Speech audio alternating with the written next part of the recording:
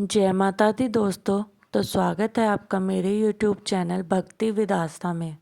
तो कैसे हो आप सब? आशा करती हूँ सभी अच्छे होंगे, सभी खुश होंगे। तो आज है शारदीय नवरात्र का तीसरा दिन और तीसरे दिन हम करते हैं देवी चंद्रघंटा की पूजा। तो आइए भक्तों, आज सुनते हैं दुर्गा सप्तशती का तीसरा अध्याय। महर्षि मेधा ने कहा, महिषासुर की सेना नष्ट होती देखकर उस सेना का सेनापति चिछुर क्रोध में भर देवी के साथ युद्ध करने के लिए आगे बढ़ा। वह देवी पर इस प्रकार बाणों की वर्षा करने लगा मानो सुमेरु पर्वत पानी की धार बरसा रहा हो। इस प्रकार देवी ने अपने बाणों से उसके बाणों को काट डाला तथा उसके घोड़ों व सारथी को मार दिया। साथ ही उसके धनुष और उसकी अत्यंत ऊंची ध्वजा को भी काटकर नीचे गिरा दिया। उसका धनुष कट जाने के पश्चात उसके शरीर के अंगों को भी अपने बाणों से बींध दिया। धनुष, घोड़ों और सारथी के नष्ट हो जाने पर वह असुर ढाल और तलवार लेकर देवी की तरफ आया। उसने अपनी तीक्ष्ण धार वाली तलवार से देवी के सिंह के मस्तक पर प्रहार किया और बड़े वेग से देवी की बाईं भुजा पर वार किया, किंतु उसकी तलवार टूटकर दो टुकड़े हो गई, जिससे दैत्य ने क्रोध में भरकर शूल हाथ में लिया और उसे भद्रकाली देवी की ओर फेंका। देवी की ओर आता हुआ वह शूल आकाश से गिरते हुए सूर्य के समान प्रज्वलित हो उठा। उस शूल को अपनी ओर आते हुए देखकर देवी ने भी शूल छोड़ा और महाअसुर के शूल के 100 टुकड़े कर दिए और साथ ही महाअसुर के प्राण भी हर लिए।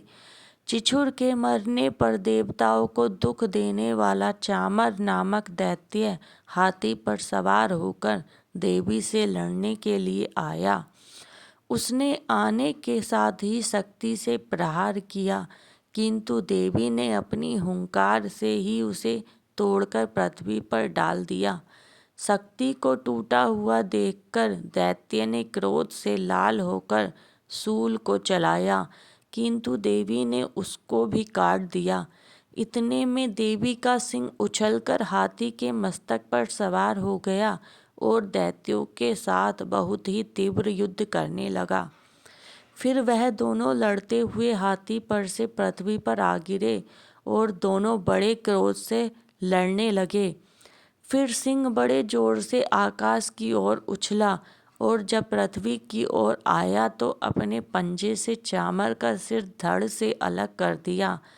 क्रोध से भरी हुई देवी ने शिला और वृक्ष आदि की चोटों से उदग्र को भी मार दिया। कराल को दांतों, मुक्कों और थप्पड़ों से चूर्ण कर डाला। क्रुद्ध हुई देवी ने गदा के प्रहार से उद्धत दैत्य को मार गिराया। भिंदीपाल से बाष्पकाल को बाणों से ताम्र तथा अंधक को मौत के घाट उतार दिया। तीनों नेत्रों वाली परमेश्वरी ने त्रिशूल से उग्रास्य, उग्रवीर्य और महाहनु नामक राक्षसों को मार गिराया। उसने अपनी तलवार से बिडाल नामक दैत्य का सिर काट डाला तथा अपने बाणों से दुर्धर और दुर्मुख राक्षसों को यमलोक पहुंचा दिया। इस प्रकार जब महिषासुर ने देखा कि देवी ने मेरी सेना को नष्ट कर दिया है, तो वह भैंसे का रूप धारण कर देवी के गणों को दुख देने लगा। उन गणों में कितनों को उसने मुख के प्रहार से, कितनों को खुरों से, कितनों को पूंछ से, कितनों को सींगों से, बहुतों को दौड़ाने के बेग से, अनेकों को सिंहनाद से, कितनों को चक्कर देकर और कितनों को श्वास वायु के झोंकों से पृथ्वी पर गिरा दिया। वह दैत्य इस प्रकार गणों की सेना को गिरा देवी के सिंह को मारने के लिए दौड़ा। इस पर देवी को बड़ा गुस्सा आया। उधर दैत्य भी क्रोध में भरकर धरती को खुरों से खोदने लगा तथा सींगों से पर्वतों को उखाड़ उखाड़ कर धरती पर फेंकने लगा और मुख से शब्द करने लगा। महिषासुर के वेग से चक्कर देने के कारण पृथ्वी क्षुब्ध होकर फटने लगी। उसकी पूंछ से टकराकर समुद्र चारों ओर फैलने लगा।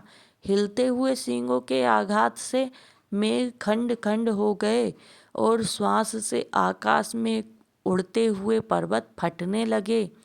इस तरह क्रोध में भरे हुए राक्षस को देख चंडिका को भी क्रोध आ गया और वह उसे मारने के लिए क्रोध में भर गई। देवी ने पास फेंककर दैत्य को बांध लिया और उसने बंध जाने पर दैत्य का रूप त्याग दिया और सिंह का रूप बना लिया। और ज्यों ही देवी उसका सिर काटने के लिए तैयार हुई कि उसने पुरुष का रूप बना लिया जो कि हाथ में तलवार लिए हुआ था। देवी ने तुरंत ही अपने बाणों के साथ उस पुरुष को उसकी तलवार ढाल सहित बींध डाला। इसके पश्चात वह हाथी के रूप में दिखाई देने लगा और अपनी लंबी सूंड से देवी के सिंग को खींचने लगा और गर्जने लगा। देवी ने अपनी तलवार से उसकी सूंड काट डाली। तब राक्षस ने एक बार फिर भैंसे का रूप धारण कर लिया और पहले की तरह चर अचर जीवों सहित समस्त त्रिलोकी को व्याकुल करने लगा। इसके पश्चात क्रोध में भरी हुई देवी बारंबार उत्तम मधु का पान करने लगी और लाल लाल नेत्र करके हंसने लगी। उधर बलवीर्य तथा मद से क्रुद्ध हुआ दैत्य भी गरजने लगा। अपने सींगों से देवी पर पर्वतों को फेंकने लगा।